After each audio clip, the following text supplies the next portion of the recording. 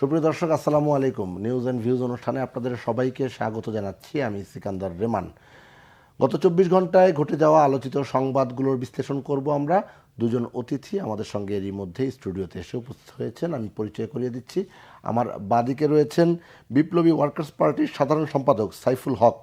এরপর রয়েছেন মোহাম্মদ হারুনুর রশিদ, বিএনপি চেয়ারপারসনের উপদেষ্টা ও সাবেক সংসদ সদস্য। আপনার দুজনকেই স্বাগত জানাচ্ছি আজকের অনুষ্ঠানে। আলোচনা শুরুর আগে আমরা বার্তা কক্ষে যেতে চাই। বার্তা সম্পাদক বেনজির আহমেদ রয়েছেন সেখানে। বেনজির আহমেদ, আপনার কাছে দিনের সবশেষ সংবাদ শিরোনামগুলো জানতে চাই। রেমান, আপনাকে ধন্যবাদ। দিনের সবশেষ বা গুরুত্বপূর্ণ খবরগুলো আমি আপনাকে সংক্ষিপ্তভাবে জানিয়ে দিচ্ছি। আইন উপদেষ্টা ডক্টর আসিফ নজরুল জানিয়েছেন, চলতি বছরের অক্টোবরের মধ্যে শেখ হাসিনা সহ ৩-৪টি মামলা, যে জুলাই গণহত্যা, এই মামলার রায় হতে পারে। মঙ্গলবার সাংবাদিকদের তিনি আরও জানিয়েছেন, সারা দেশে গায়েবী যেই মামলা, এই মামলার একটা তালিকা করা হয়েছে। সেখানে এই তালিকা হচ্ছে ১৬,০০০। এই ১৬,০০০ গায়েবী বা রাজনৈতিক মামলার মধ্যে আগামী এক সপ্তাহের মধ্যে ১,২১৪টি মামলা প্রত্যাহার করা হবে বলে জানিয়েছেন আইন উপদেষ্টা ডক্টর আসিফ নজরুল। সারা দেশে চলছে অপারেশন ডেভিল হান্ট। মঙ্গলবার গাজীপুরে সাবেক মন্ত্রী মোজাম্মেল হক সহ তার আত্মীয় স্বজন সহ ১৬০ জনকে গাজীপুর থেকে আটক করা হয়েছে এবং সারা দেশে মঙ্গলবার আটক করা হয়েছে মোট ৬০৭ জনকে, যেটা পুলিশ হেডকোয়ার্টার্সের যে তথ্য সেখান থেকে আমরা জানতে পেরেছি। অর্থাৎ মঙ্গলবার ৬৭৭ জনকে আটক বা গ্রেফতার করা হয়েছে।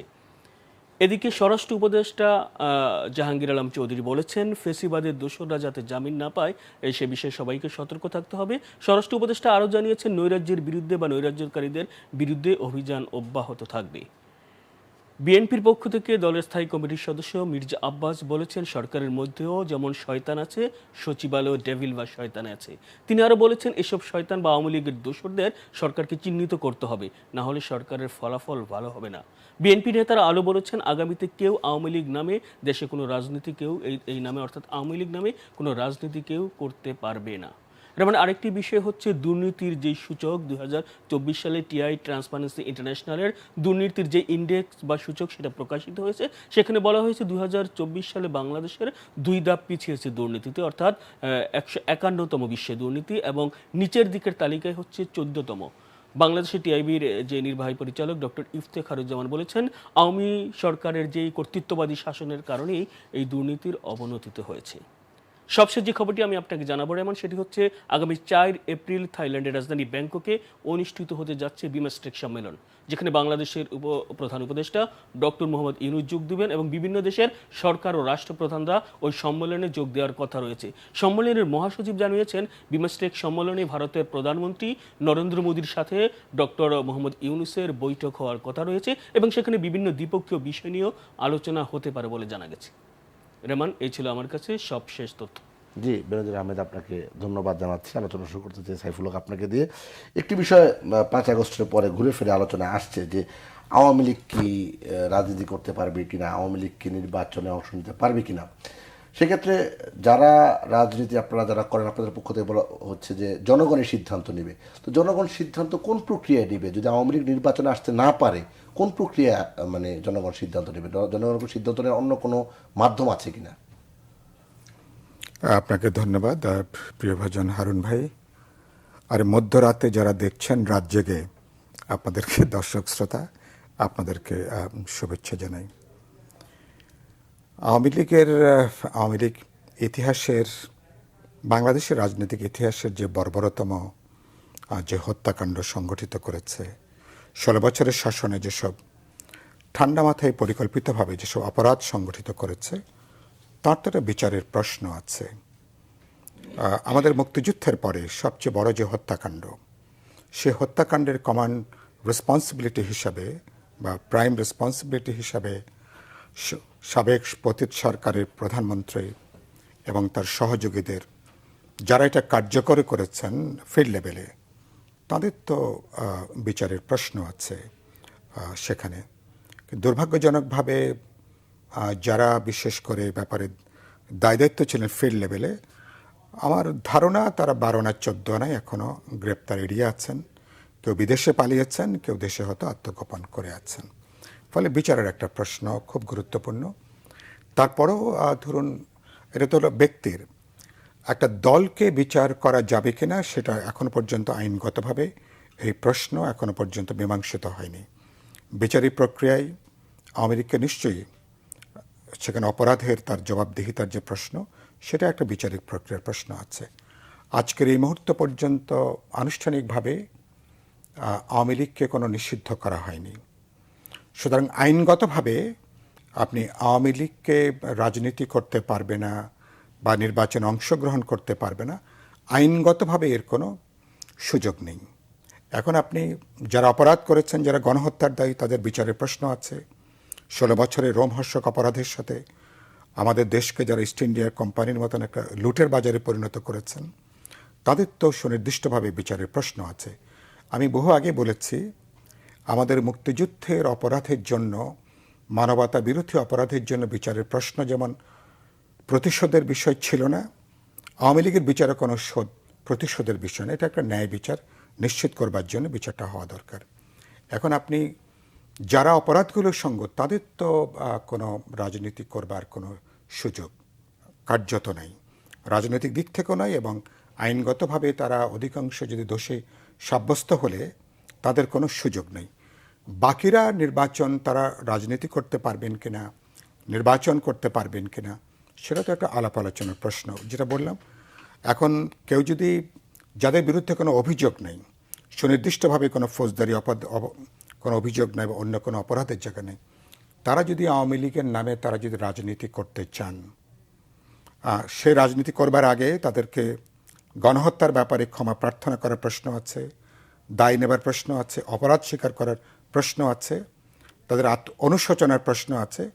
দুর্ভাগ্যজনকভাবে পতিত সরকারের প্রধানমন্ত্রী তিনি 5 ফেব্রুয়ারি তিনি যে উস্কানিমূলক বক্তব্য দিয়েছেন, সেখানে 6 মাস পরেও ন্যূনতম অপরাধের কোনো স্বীকৃতি, কোনো দায়বোধ, কোনো অনুশোচনা, ক্ষমা প্রার্থনা দূরের কথা। এমনকি যে এই যে হাজার হাজার মানুষ যে মারা গেল, শহীদ হলো, তারা গুলি করে মেরে ফেললো, পরিবারগুলোর প্রতি ন্যূনতম কোনো সমবেদনার কোনো প্রশ্ন তাদের মুখ থেকে আসেনি। সুতরাং তাদের তো এইসব অপরাধের তো বিচারের প্রশ্ন আছে। বাকিরা কি নামে তারা, ফলে এই কাজটা করার মধ্য দিয়ে বাংলাদেশের মানুষের কাছে তাদের অ্যাপিলটা কি, বক্তব্যটা কি, সেটা অত্যন্ত গুরুত্বপূর্ণ। কি চেহারায়, কি নামে, কি বক্তব্যে তারা রাজনীতি করবেন, তাদের রাজনৈতিক বক্তব্যটাকে, নৈতিক অধিকারের জায়গাটা কি, এগুলো তাদেরকে পরিষ্কার করতে হবে।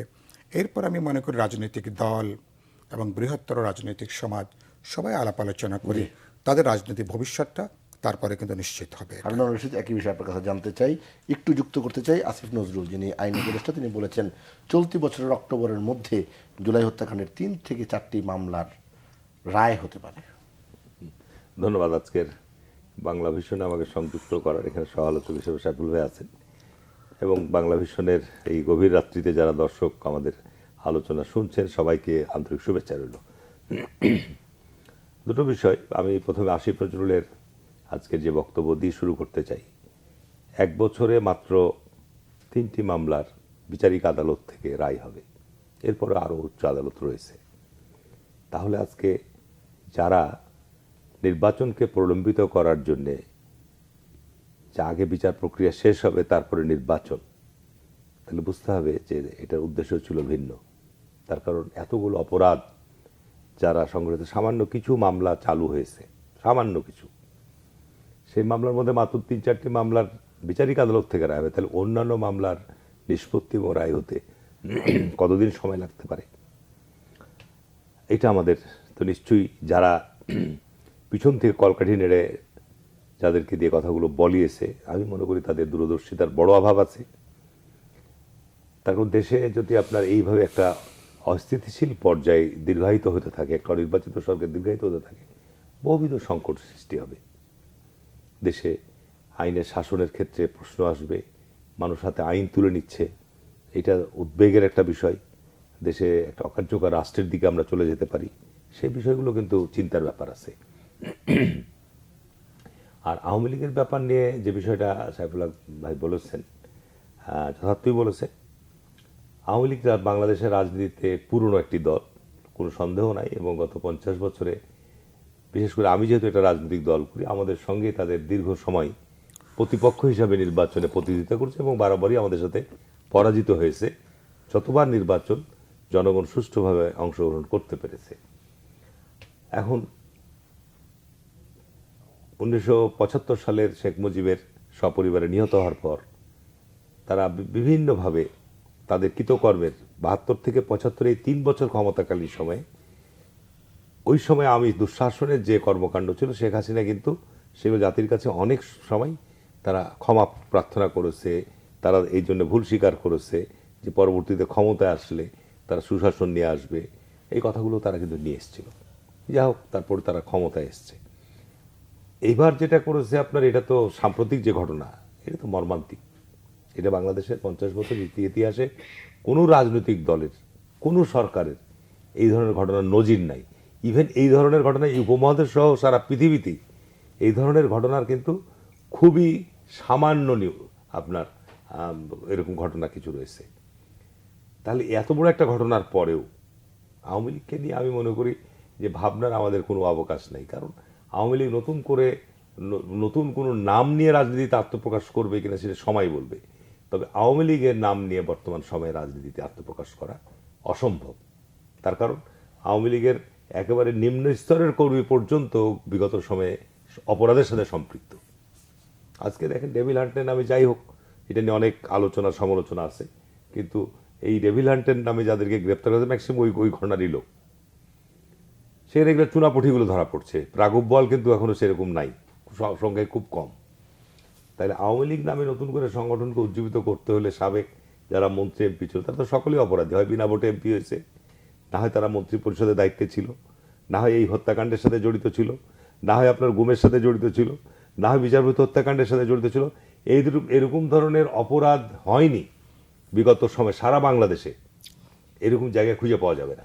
জি, সুতরাং আমি মনে করি যে আওয়ামী লীগ আবার নতুনভাবে আওয়ামী লীগকে রাজনীতি করার অধিকার না দেওয়ার অধিকার, যেটা সাইফুল ভাই বলেছে পরিষ্কার, যে এই ক্ষেত্রে আদালত এখনো পর্যন্ত কোনো মামলা হয়নি। সরকার বলছে যে আওয়ামী লীগ নামে কেউ, তো আওয়ামী লীগ নামে রাজনীতি করছে কোথায়? তারা সামান্য শেখ হাসিনা যে বক্তব্য দিয়েছে তারই যে রিয়াকশন, এটা আপনাকে উপলব্ধিতে আনতে হবে যে আওয়ামী লীগের নামে যদি কেউ ঝুঁকি নিতে চাই, সরকার যদি আওয়ামী লীগের নামে নতুন করে কোনো খেলা খেলতে চায়, ঝুঁকি নিতে চাই, এইটি দেশের ছাত্র জনতা আবার তাদেরকে যেভাবে প্রতিহত করেছে 5ই জুলাই আগস্টে বা এই সাম্প্রতিক কিছুদিন আগেও, এর চেয়ে আরও বড় ধরনের ঘটনা ঘটবে। সুতরাং আমি মনে করি যে আওয়ামী লীগ এই মুহূর্তে অংশগ্রহণ, নির্বাচন, সবাইকে নিয়ে নির্বাচন করার ক্ষেত্রে আওয়ামী লীগকে এখানে ভাবার কোনো অবকাশ নেই। তারা যদি নির্বাচন করতে চায় তাহলে তাদের জাতির কাছে যে ধরনের তাদের ভুল ত্রুটির জন্য মাপ চাওয়ার ক্ষেত্রে তারা যদি এগিয়ে আসে, সেটা জনগণ বিবেচনা করবে, কি করবে সে জনগণের ব্যাপার। জি।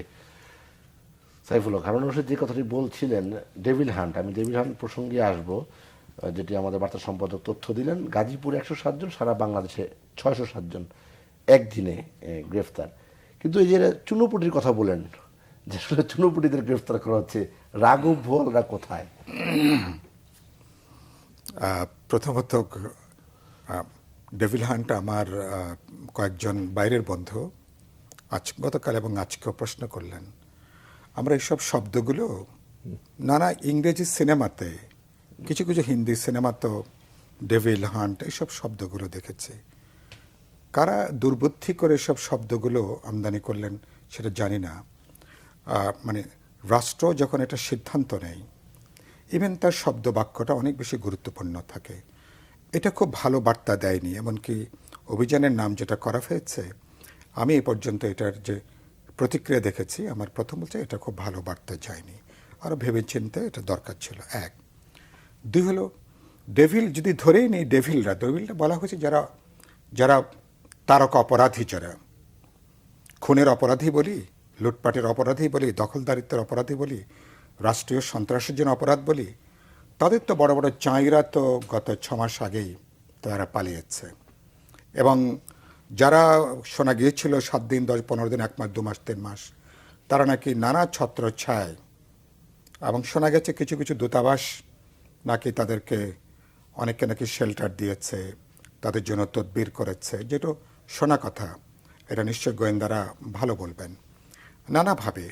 তো তারা তো নানা বুদ্ধি করে ম্যানেজ করে, অনেকে শুনেছি সামাজিক গণমাধ্যমে তো বলছে বিশাল অঙ্কের নাকি অর্থকড়ির বিনিময়ে নাকি তারা দেশ ছেড়ে তারা পালিয়ে গেছেন।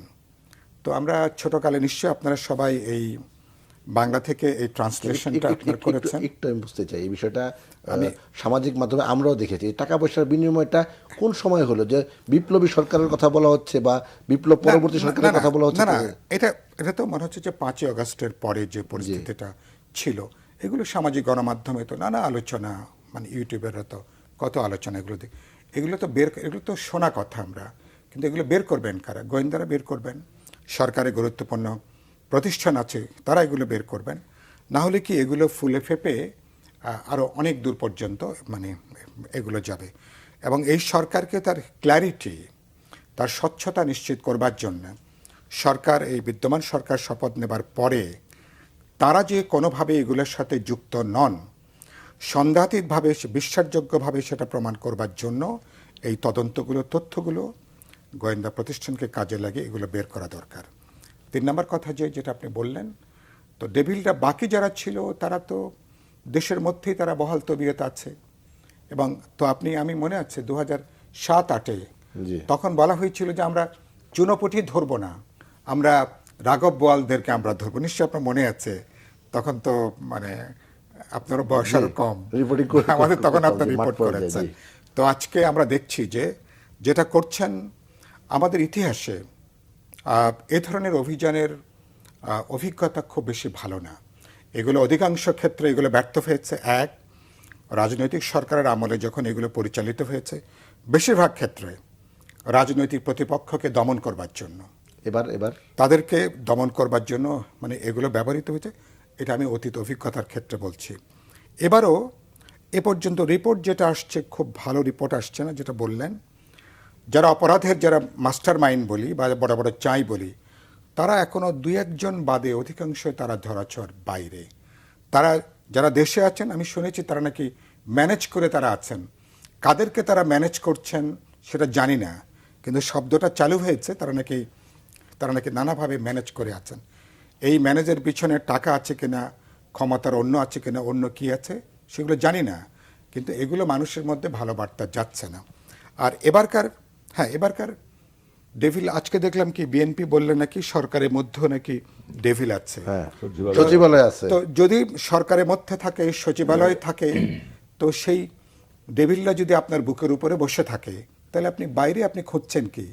আগে তো যারা আপনার কাছের, যারা 200 গজ, 500 গজ, 1000 গজের মধ্যে আছে, 1-2 কিলোমিটারের মধ্যে আছে, আগে তো তাদেরকে চিহ্নিত করবেন, আইনের আওতায় তাদেরকে গ্রেপ্তার করবেন, তাদের ঠিকই যে আপনি বের করবেন, তারপরে যারা ছড়িয়ে ছিটিয়ে আছে তাদেরকে যাবেন। আর এটা তো দরকার ছিল আর 6 মাস আগে, 5 মাস আগে এবং 4 মাস আগে দরকার ছিল। ছোটকালে আপনারা সবাই একটা অনুবাদ করেছিলেন না, যে ডাক্তার আসিবার পূর্বেই রোগী মরিয়া গেল, অথবা পুলিশ আসিবার পূর্বেই ডাকাত পালিয়ে গেল। আপনারা এগুলো দেখেছেন না? এখন ঘটনা তারা সমস্ত পালিয়ে যাওয়ার পরে, আত্মগোপন একটা সেফ এক্সিট নেওয়ার পরে আপনি এখন ডেভিল হান্ট নামে আপনি এখন এটা শুরু করেছেন।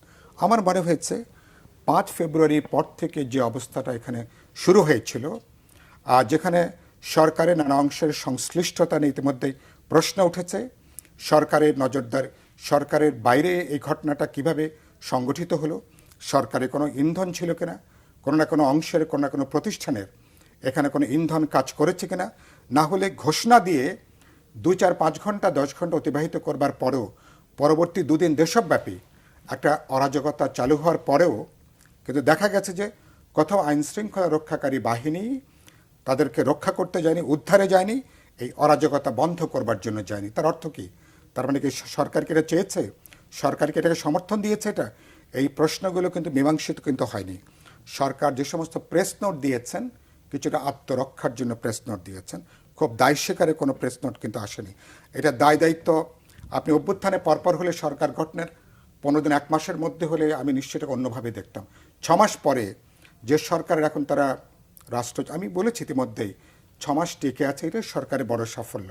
একটা পাহাড় পরিমাণ তাদের উপরে প্রত্যাশা ছিল, কিন্তু 6 মাস পরে এরকম একটা নৈরাজ্যকে আপনি চলতে দেবেন ঘন্টার পর ঘন্টা, দিনের পর দিন, এটা যে কোনো সুস্থ নাগরিক এটা অ্যালাউ করতে পারে না। এমনিতে একদম আধা নৈরাজ্যিক পরিস্থিতি চলছে, বাজারে পরিস্থিতি, আইন শৃঙ্খলা, এবং এমনি আমাদের আইন শৃঙ্খলা এখনো পর্যন্ত পেশাদারি দায়িত্বের মধ্যে আসেনি। আর একটা সরকার যখন এগুলোকে যখন পরোক্ষভাবে যখন অ্যালাউ করেন তখন তখন দুটো প্রবলেম হয়। এমনি এ সরকার সম্পর্কে মানুষের ধারণাকে দুর্বল সরকার, আরেকটাকে অকার্যকর সরকার। মানুষ যদি মনে করতে থাকে সরকার ইফেক্টিভ না, সরকার অকার্যকর, তাহলে কিন্তু এই দেখছেন না এখন দেশব্যাপী আন্দোলনের নামে কত কিছু চলছে, অনেকগুলো ন্যায্য দাবিও আছে, আবার অনেকগুলো ইম্পোজ করার প্রশ্ন আছে। কেউ কোনো কিছুকে মানছে না, প্রত্যেকে যা খুশি তা এক ধরনের ফ্রি স্টাইল এখন কিন্তু চলছে। তার মানে কি, যখন মনে হয় দুর্বল এবং অকার্যকর সরকার এই 5 তারিখে 7 তারিখ 8 তারিখ পর্যন্ত এই বার্তারা দেশের জন্য ভালো যায়নি। এখন ওই ডেভিল হান্ট চালু হয়েছে সরকারের দায়টাকে কিছুটা রক্ষা করবার জন্য। আমি তারপরে এটাকে আমি ইতিবাচকভাবে দেখতে চাই। আমি দেখতে চাই কারণ আরেকটা কথা বলি, একজনকে গ্রেপ্তার করতে যেয়ে অনেক সময় পুরো পরিবার বিপর্যস্ত হয়েছে, পুরো পরিবার টানাটানি হয়েছে। ঝিনাইদহে গতকালকে শামসুজ্জামান দুদু দেখাচ্ছিলেন বিএনপির এক নেতাকে 14-15 সালে নেতাকে পাওয়া যায়নি, তার 11 মাসের বাচ্চাকে থানার মধ্যে সেখানে আটকে রাখা হয়েছে। সেই ছবি তখন বিশাল আকারে গিয়েছিল। এরকম কোনো যাতে ঘটনা না হয়। এরকম ঘটনা আছে, গণমাধ্যমে এসেছে। এরকম ঘটনা যদি ঘটে থাকে তাহলে এই ডেভিল হান্টের যে প্রধান উদ্দেশ্য, আপনি অপরাধীকে ধরবেন, আপনি অপরাধী চক্রকে ধরবেন, যারা মাস্টারমাইন্ড তাদেরকে ধরবেন, না হলে কিন্তু মানুষের সামনে উল্টো বার্তা যাবে যে এটা একটা নির্যাতন নিপীড়নের প্রশ্ন, সরকার দায় এড়ানোর জন্য এরকম জায়গাটা করছে। রশিদ, এগুলো উচিত হবে সরকারকে খুব পরিষ্কার অবস্থা। যেটি সাইফুল হক বলছিলেন বাচ্চাদের ঘটনা, আমরা বেশ কয়েকটি গণমাধ্যমে দেখলাম ফ্রন্ট পেজে তারা ছবি দিয়েছে, মাকে নিয়ে যাচ্ছে, পুলিশের ভ্যানের ভিতরে ছোট বাচ্চা কোলে রয়েছে। এই বিষয়গুলো আসলে বার্তাটা কি যাচ্ছে? না, এগুলো তো অবশ্যই কাঙ্ক্ষিত নয়। আমি এক কথাই বলবো, ডেভিল হান্ট নিয়ে আলোচনা করতে গেলে যে শেখ হাসিনা ভারত থেকে একটু উস্কানিমূলক বক্তব্য দেওয়ার ফলে যে রিয়াকশনের কিছু দিক দুইভাবে মূল্যায়ন করা যায়। একটা হচ্ছে যে আপনার রিয়াকশনের ফলশ্রুতিতে যে ঘটনাগুলো সংঘটিত হয়েছে সেটা কোনো বিভাগ বা মানুষ কিন্তু সহজভাবে এটা গ্রহণ করার কথা না। কিন্তু সরকার কি করেছে, 5ই আগস্টের যখন শেখ হাসিনা পালিয়ে গেল এবং তার দোসররা কিছু পালিয়ে গেল, তখন তৎকালীন সময় মানুষের ক্ষোভ এবং আক্রোশটা কোথায় ছিল? দেখেন, শেখ মুজিবের ভাস্কর্য মূর্তি, শেখ হাসিনার ভাস্কর্য মূর্তি, শেখ হাসিনা তার পরিবারের সদস্যদের নামে বিভিন্ন জায়গায় নাম ফলক, প্রতিষ্ঠানের নাম ফলক, এগুলো মানুষে গুড়িয়ে দিয়েছে 1-2 দিন 3 দিনে। তা আমি অবাক হয়েছি যে শেখ মুজিবের বাড়ি ভাঙা সহ যখন অনেক জায়গার বাড়ি ঘোড়া ভাঙচুর করেছে সরকারি আপনার বুলডেজার নিয়ে গিয়ে, দেশে কোনো সরকার আছে বলে তখন মনে হয়নি। 1 2 নম্বর হচ্ছে ওখানে উদ্বেগের এই কারণে যে এইরকম ঘটনা যদি অব্যাহত থাকে তাহলে তো এটা দেশ একটা অকার্যকর রাষ্ট্রের দিকে আমরা যাব। স্বাভাবিক কারণে আমরা যে গণতন্ত্রের পথে যাত্রার জন্য আহ্বান জানাচ্ছি, এইটা একটা বুমেরাং হয়ে যাবে এবং সেখানে একটা আবার আপনার একটা রাজনৈতিক শক্তি যারা পিছনের থেকে খেলছে, একটা দেশে যদি অস্থিতিশীলতা এভাবে বাড়তে থাকে তাহলে কিন্তু এটা আমাদের দেশের জন্য একটা ভয়াবহ নতুন একটা অ্যালার্মিং বিষয়। আমি সেটা লক্ষ্য করেছি যে ওই সময়ও আপনার বাংলাদেশের বিভিন্ন প্রান্তরে শেখ মুজিবের ভাস্কর্য ভাঙচুর হচ্ছে, বিভিন্ন প্রতিষ্ঠানে শেখ হাসিনার তার পরিবারের সদস্যদের নাম ফলক ভাঙা হচ্ছে। তো 6 মাস সরকারের কি বোধোদয় হয়নি যে 5ই আগস্টের পর থেকে 5, 6, 7, 8 পর্যন্ত সারা দেশে সিরিজ আকারে যে ভাঙচুরগুলো হয়েছে, কি ভাঙচুর হয়েছে? তাহলে তারপরে 6 মাস পর্যন্ত কেন আপনার পিজির নাম এখনও শেখ মুজিব বিশ্ববিদ্যালয় নামে থাকবে? এইটা নাম পরিবর্তন করতে কি 6 মাস লাগবে? আপনার বিভিন্ন শিক্ষা প্রতিষ্ঠানে এখনও যারা প্রশাসনিক দায়িত্ব পালন করছে প্রধান হিসাবে, তাদের কি দায়িত্ব ছিল না যে সেই জায়গাগুলো সংশোধন করে ঠিক করে নেওয়া? তাহলে এখানে সরকারের আমি বলবো যে চরম একটা ব্যর্থতা। এই অরাজকতা পরিস্থিতির সৃষ্টির পিছনে সরকার যদি মনে করে থাকে যে ডেভিল হান্টের মতো এরকম অপারেশন নেমে, তো সেগুলো ঠিকই বলেছে, ডেভিল হান্টের এই অপারেশন তো শুরু করা উচিত ছিল উপদেষ্টা পরিষদ গঠন করার পরপরই। এই উপদেষ্টা পরিষদ গঠন করার পরপরই যদি এই অভিযানটা শুরু হতো তাহলে মানুষের মধ্যে কিন্তু একটা স্বস্তি, আস্থা ফিরে আসতো। মানুষ কি চাই? মানুষ কিন্তু জানমালের নিরাপত্তা, তখন অনেকে ধরাও পড়তো। মানুষ জানমালের নিরাপত্তা চাই। তখন এই সব ক্ষেত্রে কিন্তু জনগণের অকুণ্ঠ সমর্থন পেত, সহযোগিতা পেত। আপনি তো এখন এটা একটা রাজনৈতিক উদ্দেশ্য প্রণীত হয়ে যাচ্ছে যে কাজগুলো করছেন। তা আপনি ডেভিলকে আপনি ধরার জন্য মাঠে নামছেন, অপারেশন শুরু করেছেন। তা আমি বারবার আজকে গত 2-3 মাস যাবৎ বলে আসছি যে বাংলাদেশে শেখ হাসিনা ছিল আপনার কর্তৃত্ববাদী সরকারের প্রধান। ফ্যাসিবাদ প্রতিষ্ঠার জন্য সে ছিল এখানে 15 বছর ধরে এটা তৈরি করেছে। তার সহযোগী কারা? বিচার বিভাগ ছিল, পুলিশ ছিল, প্রশাসন ছিল এবং অন্য রাষ্ট্রের অন্যান্য অঙ্গ তার সাথে একত্রিতভাবে ঐক্যবদ্ধভাবে একমত হয়ে কাজ করেছে, তাহলে গত 15 বছর যারা আপনার এই কাজগুলো করলো, খুব স্পষ্ট কথা যে খুনি এবং খুনের যে সহযোগী তারা একই দলভুক্ত, চোর এবং চোরের যারা সহযোগী একই দলভুক্ত। তাহলে শেখ হাসিনা পালিয়ে গেছে, কিন্তু তার যারা সহযোগী সব পালিয়েছে, তারা বাংলাদেশের বিভিন্ন অঙ্গে এখন অবস্থান করছে। যে বিচারকরা, পুলিশ আমাদের নামে মিথ্যা মামলা দিয়েছে আর যে বিচারকরা আমাদের শাস্তি দিয়ে জেলখানায় পাঠিয়েছে, বা যে বিচারকরা বেগম খালেদা জিয়া সহ বাংলাদেশের প্রতিনিধি মানুষকে, রাজনৈতিক নেতৃবৃন্দকে মাসের পর মাস কারাগারে বন্দী রেখেছে, তা তাদেরকে আপনি উচ্চ আদালত থেকে সরাতে পেরেছেন, নিম্ন আদালতের বিচারকদেরকে আপনি এক জায়গা থেকে আরেক জায়গায় স্থানান্তর করেছেন। সবচেয়ে বাংলাদেশে এই কর্তৃত্ববাদী শাসন প্রতিষ্ঠার ক্ষেত্রে পুলিশ এবং বিচার বিভাগ সবচেয়ে বড় দায়ী। তো এই জায়গাটাকে আমরা সংস্কার করতে পেরেছি এই 6 মাসে, যেটা সরকার আজকে বলছে যে এই আগামী অক্টোবর 3-4টা মামলার আমরা রায় দিব, কিন্তু এই গত 6 মাসে কিন্তু এই দুটো প্রতিষ্ঠানকে আমরা এ কারণেই তো আপনারা বলেন যে রাজনৈতিক সরকার ছাড়া এগুলি না সম্ভব হবে না। না। আপনার রাজনৈতিক সরকার তো একটা ভিশন নিয়ে কাজ করবে। রাজনৈতিক সরকারের একটা কি লাভ দেখেন, একটা রাজনৈতিক সরকারের তাদের তৃণমূল পর্যায় পর্যন্ত তাদের কর্মী বাহিনী রয়েছে। রাজনৈতিক সরকার যখন একটা সিদ্ধান্ত গ্রহণ করবে, যেমন আওয়ামী লীগ ধরেন যে বিনা ভোটে ক্ষমতায় থাকতে চাই, তখন তার তৃণমূলের কর্মীরাও কিন্তু বিনা ভোটের পরিবেশ তৈরি করেছে, ঠিক আছে না? একটা রাজনৈতিক সরকার যখন ক্ষমতায় থাকবে, তার যখন একটা ভিশন ঠিক করবে যে আমি বাংলাদেশে সুশাসন নিশ্চিত করব, আইনের শাসন নিশ্চিত করব, তখন ওই রাজনৈতিক দলের নেতাকর্মীদের মধ্যে কিন্তু আপনার আইন বিরোধী কর্মকাণ্ড কমে আসবে, 100% কমে আসবে, কমতেই হবে, দেখবে তারাও কিন্তু জেলখানে যেতে হবে। তো যে কারণে একটা রাজনৈতিক নির্বাচনের মধ্য দিয়ে আপনার নির্বাচনের একটা গণতান্ত্রিক প্রক্রিয়া, একটা চর্চার ব্যাপার। বাংলাদেশে গত 50 বছরে কিন্তু আমি আগেও বলেছি যে বারবার গণতান্ত্রিক চর্চা আমাদের বাধাপ্রাপ্ত হয়েছে, ক্ষতিগ্রস্ত হয়েছে। আপনি আজকে 5 বছরের জন্য নির্বাচন হবে, 5 বছর নির্বাচনের মধ্যে দিয়ে আপনি সরকারকে সঠিকভাবে চলতে দেন না কেন? তারা যদি চলার পথে ত্রুটি বিচ্যুতি করে, জনগণ মূল্যায়ন করবে পরবর্তী 5 বছরের সময়, তাদেরকে ঝাঁটা দিয়ে বিদায় করে দেবে যে না, এরা আমাদের দ্রব্যমূল্য কমাতে পারেনি, সুশাসন দিতে পারেনি, নির্বাচনে পক্ষপাতিত্ব দূর করতে পারেনি, সুতরাং এরাকে দিয়ে হবে না। তো এই জায়গাটা তো আমাদের তৈরি করতে হবে। আজকে সরকারের লক্ষ্যটা, উদ্দেশ্যটা কি? আমি এখনো বলছি, গত কয়েকদিনের মধ্যে আপনার আমাদের মাননীয় বিএনপি জাতীয় নেতৃবৃন্দ নির্বাচন কমিশনের সাথে কথা বলেছে, প্রধান উপদেষ্টার সাথে সাক্ষাৎ করেছে। যেটুকু আমাদের গণমাধ্যমে, প্রিন্ট মিডিয়া, ইলেকট্রনিক মিডিয়া এসছে, যে নির্বাচন কমিশন একটা বলেছে যে তারা ডিসেম্বরকে মাথায় রেখে নির্বাচনের প্রস্তুতি নিচ্ছে।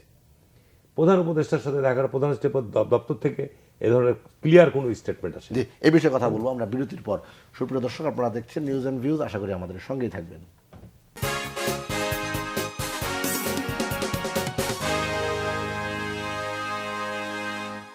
সুপ্রিয় দর্শক, বিরতির পর নিউজ অ্যান্ড ভিউজ আরও একবার স্বাগত জানাচ্ছি। আমি সিকান্দার রেমান।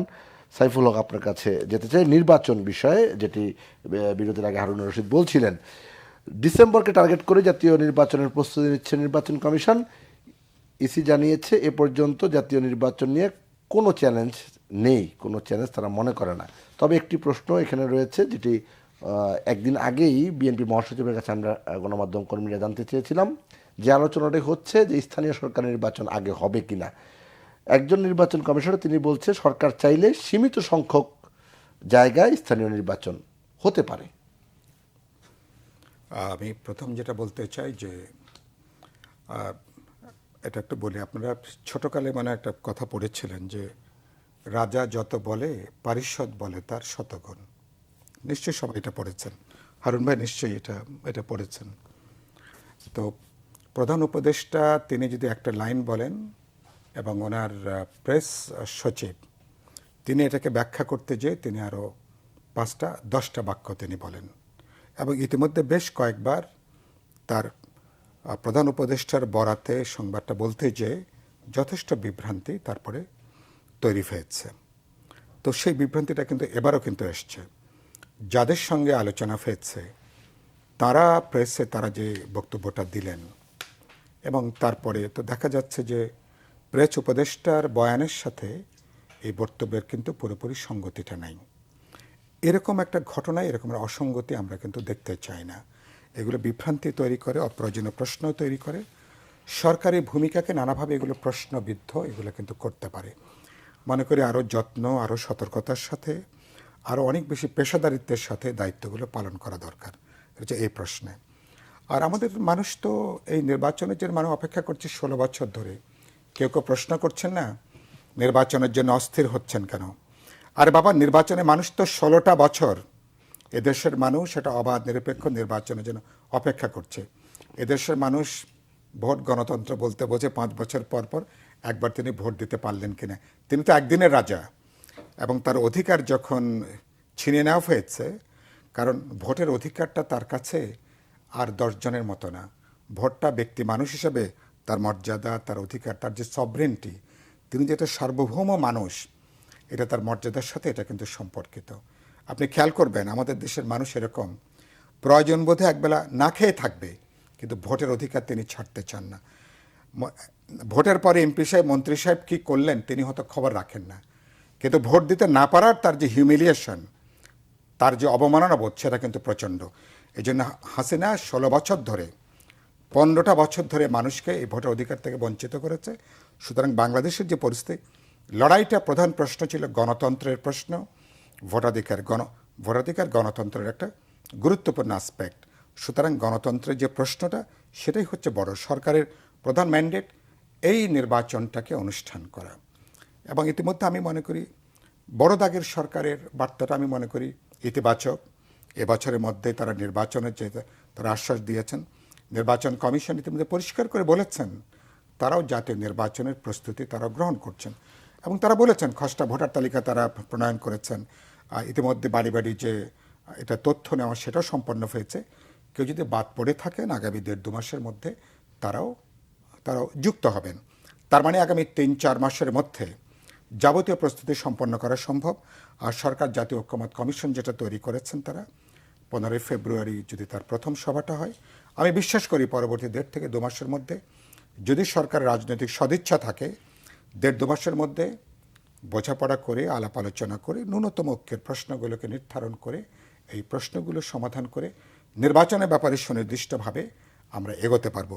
আরেকটা কথা দেখলাম বিএনপি মহাসচিব বলেছিলেন 15 তারিখে নির্বাচনের ব্যাপারে আরও একটু স্পষ্ট করে কথা শোনা যাবে, এরকম একটা বাক্য আমি দেখতে পেয়েছি।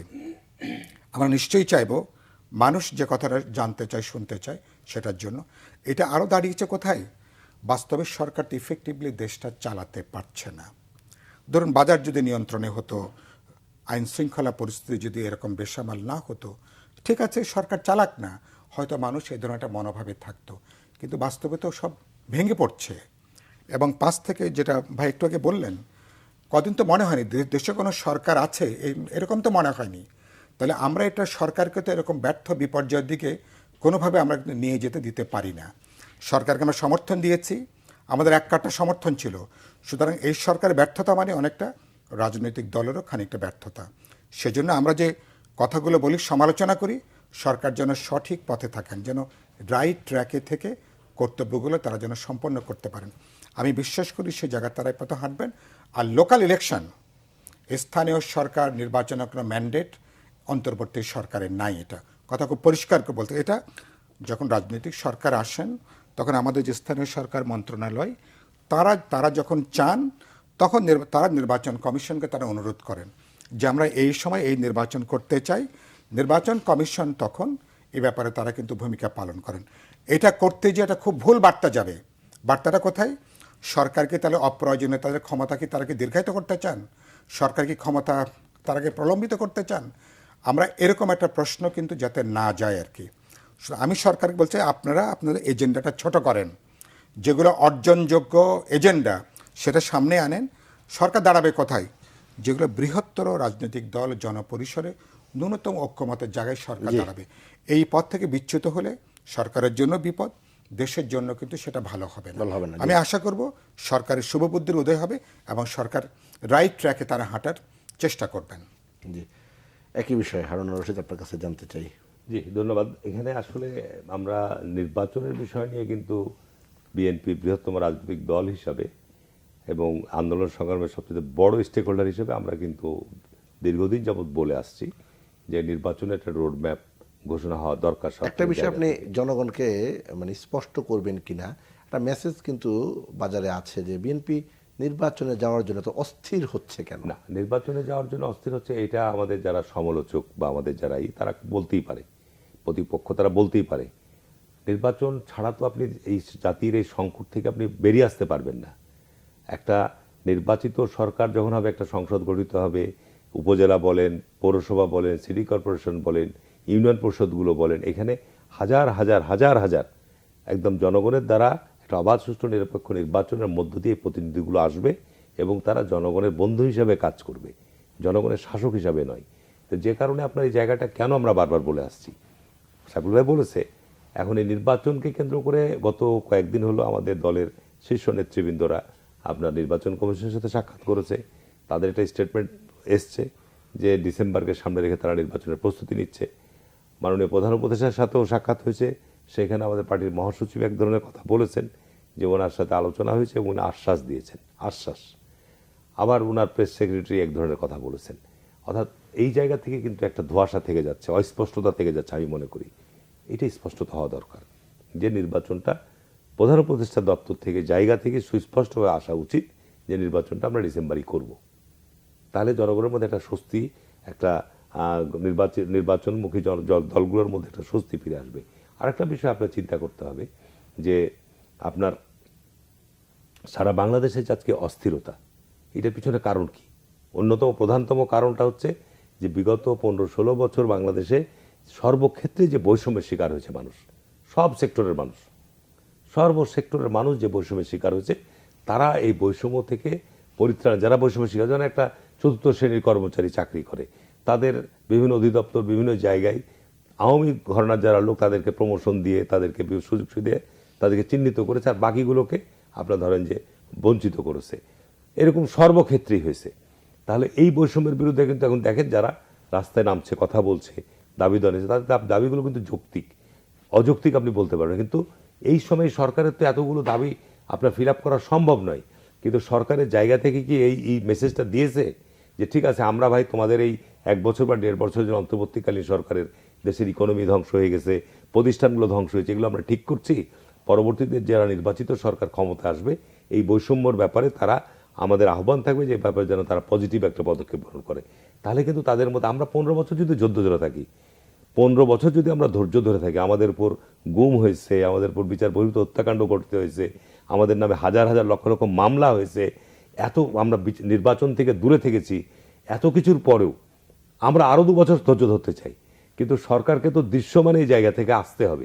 এখন আমি যদি আপনার গায়ে পড়ে এই জায়গাগুলোতে বক্তব্য রাখতে যাই, দায়িত্ব নিতে যাই, তো এই ক্ষেত্রে আবার অন্য প্রতিপক্ষরা এটা নিয়ে বিরূপ মন্তব্য করতে পারে। তো এই জিনিসগুলো আজকে কিন্তু আমাদের সংকটকে আরও বেশি উস্কিয়ে দিচ্ছে আমি মনে করি। যে কারণে আমি মনে করি যে নির্বাচন আগে না পরে, আমি একবারই বলে দিচ্ছি যে নির্বাচন আগে না পরে, আপনি এখানে যেটা কারণে যারা সংস্কারের কাজ করছে নির্বাচন কমিশনে, তাদের জায়গা থেকে প্রস্তাব এসছে, বলছে অধিকাংশ আপনার ডিজিটাল প্ল্যাটফর্মে প্রস্তাব এসছে যে স্থানীয় নির্বাচনের কথা। কারণ কি, যে স্থানীয় নির্বাচন আগে হয়ে গেলে এখন এই অন্তর্বর্তীকালীন সরকারের নির্বাচনটা ফেয়ার এবং ফ্রি হবে। আর যদি আগে জাতীয় নির্বাচন করে যারা ক্ষমতা আসবে তারা স্থানীয় নির্বাচনে পক্ষপাতিত্ব করতে পারে। আরে 15 বছর যদি আমরা নির্বাচনে এই একটা অবাধ সুষ্ঠু নির্বাচনে যে আন্দোলন করে আসছি, এত বড় রক্তপাতের মধ্য দিয়ে যে পরিবর্তন আমরা জনগণ আশা করছে, আপনি এই 5 বছর এই নির্বাচনের, জাতীয় নির্বাচনের পরে যারাই ক্ষমতায় আসুক, তারা যদি আপনার আবার ওই অপকর্মের দিকে ঝাঁপিয়ে দেওয়ার চিন্তা করে, জনগণ আছে না এখানে? ইভেন 5 বছর আপনি আগে নির্বাচন করলেন, পরবর্তীতে এই যে সরকার ক্ষমতা আসবে তাদের অধীনেই তো আপনাকে পরবর্তী স্থানীয় সরকার নির্বাচন করতে হবে। তাহলে আপনাকে এই জিনিসটা মাথার মধ্যে আসবে কেন? আপনি দীর্ঘদিন সংসদ সদস্য ছিলেন, আপনার কাছে কি মনে হয় যে রাজনীতিবিদরা বা রাজনৈতিক দলগুলো শিক্ষা নেয়? না না, আমি বারবার আপনাকে এই কথাটা বলছি, রাজনৈতিক দলগুলো শিক্ষা নেয় না নেয় এটা পরের প্রশ্ন। আমাদের একটা গণতন্ত্র তো হচ্ছে একটা চর্চার ব্যাপার। আপনি বাংলাদেশে এই 50 বছরে আপনি গণতান্ত্রিক চর্চার পথে আমরা কতদিন থাকতে পেরেছি? তো গণতান্ত্রিক চর্চার পথে তো আপনার থাকতে হবে। আপনি ভারতে রাষ্ট্রীয় প্রতিষ্ঠানগুলো, একটা ইনস্টিটিউশনগুলো শক্ত ভিত্তির উপর দাঁড়িয়েছে, ঠিক না? প্লাস আপনি ভারতে দেখেন এক একটা রাজ্যে এক একটা দল ক্ষমতায় আছে। কেন্দ্রে কংগ্রেস দীর্ঘদিন ক্ষমতায় ছিল, আবার বিজেপি আপনার দল করে তারা জোট করে ক্ষমতায় আছে, আবার কংগ্রেস ক্ষমতায় আসার জন্য চেষ্টা করছে, জোট তৈরি করার চেষ্টা করছে। সেখানে একটা গণতান্ত্রিক চর্চা আছে। আর আমাদের দেশে তো আপনার কখন 11 আসছে, কখন আপনার 75-এর আপনার সংবিধান থেকে সমস্ত দল বিলুপ্ত করে দেওয়া হচ্ছে, বিভিন্নভাবে এক্সপেরিমেন্ট হচ্ছে। এরশাদের সময় এবার নির্বাচিত সরকারের ক্ষমতা থেকে সরিয়ে দিয়ে সে নিজেই দল গঠন করে আবার ক্ষমতায় প্রলম্বিত থেকেছে।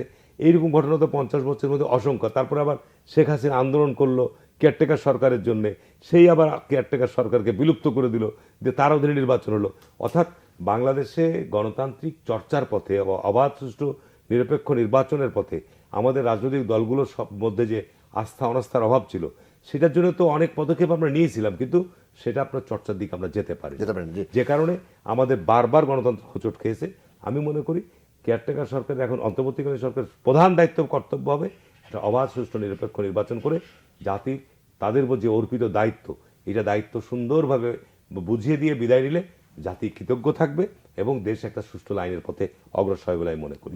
জি সাইফুল হক, আমরা অনুষ্ঠান শেষ পর্যায়ে একটি বিষয় আলোচনা না করলেই নয়, সেটি হচ্ছে 5 তারিখের পরে বাংলাদেশ ভারত সম্পর্ক নিয়ে নানা ধরনের টানপোড়েন আপনি দেখেছেন। থাইল্যান্ডের রাজধানী ব্যাংককে 4 এপ্রিল বিমস্টেকের শীর্ষ সম্মেলন, সেখানে প্রধান উপদেষ্টা ডক্টর মোহাম্মদ ইউনূস যাবেন এবং সেখানে ভারতের প্রধানমন্ত্রী নরেন্দ্র মোদীর সঙ্গে তার একটি সাক্ষাৎ হবে বলে জানিয়েছেন বিমস্টেকের মহাসচিব ইন্দ্রমণি পাণ্ডে। না, আমি যেটা বললেন গণমাধ্যমের এই সংবাদটাকে আমি ইতিবাচকভাবে দেখতে চাই, কারণ এর আগেও দুজনের সাক্ষাৎ হওয়ার একটা সুযোগ ছিল সমস্ত জাতিসংঘে, কিন্তু সেটা হয়নি। হলে আমার ধারণা যে 5 আগস্টের পরের যে পরিস্থিতি, বিশেষ করে ভারতের পতিত একটা সরকারকে অন্ধভাবে সমর্থন করতে যে তারা যেভাবে বাংলাদেশের রাজনৈতিক দল জনগণের বিরুদ্ধে তার অবস্থান নিয়েছে, সেই জায়গাটার ক্ষেত্রে আমি মনে করি সেই পরিস্থিতির যে পরিবর্তন ঘটেছে 5 আগস্টের মধ্য দিয়ে বাংলাদেশে যে এক ধরনের পুনরুজ্জীবন হয়েছে, আমি বলি এক ধরনের রেজারেকশন হয়েছে, এই বার্তাটা তিনি খানিকটা বুঝতে পারতেন। আমি মনে করি এটাকে আমি ইতিবাচকভাবেই দেখি। আরেকটা বিষয় মনে করি যে, কারণ আপনি জানেন যে 5 আগস্টের যে হাসিনার যেভাবে বিদায় একটা গণঅভ্যুত্থানের মধ্য দিয়ে, এটা ভারতের বাংলাদেশ নীতিরও এক ধরনের পরাজয়। ভারত যেভাবে বাংলাদেশকে একটা ক্লায়েন্ট স্টেট হিসেবে দেখতে চেয়ে, তাদের একটা অনুগত রাষ্ট্র হিসেবে তারা যেভাবে দেখতে চেয়েছে, আর গত 15 বছর বাস্তবতা বাংলাদেশের স্বার্থের পক্ষের কোনো সরকার এখানে ক্ষমতায় ছিল না। ভারতের রাজনৈতিক, অর্থনৈতিক, সামরিক, এমনকি সাংস্কৃতিক স্বার্থেই বাস্তবে এখানে একটা সরকার কিন্তু তারা এখানে দেশ চালিয়ে গেছেন। নতুন পরিস্থিতিতে এই বার্তাগুলো যাওয়া দরকার যে ভারতের সাথে উনি যদি দেখা হইতো তাহলে আমাদের প্রধান উপদেষ্টা বলবেন কি, তিনি যেটা বলবেন বলে মনে করি বা বলা উচিত বলে মনে করি, তিনি পরিষ্কার করে বলবেন কেউ আমরা আমাদের প্রতিবেশী পাল্টাতে পারবো না।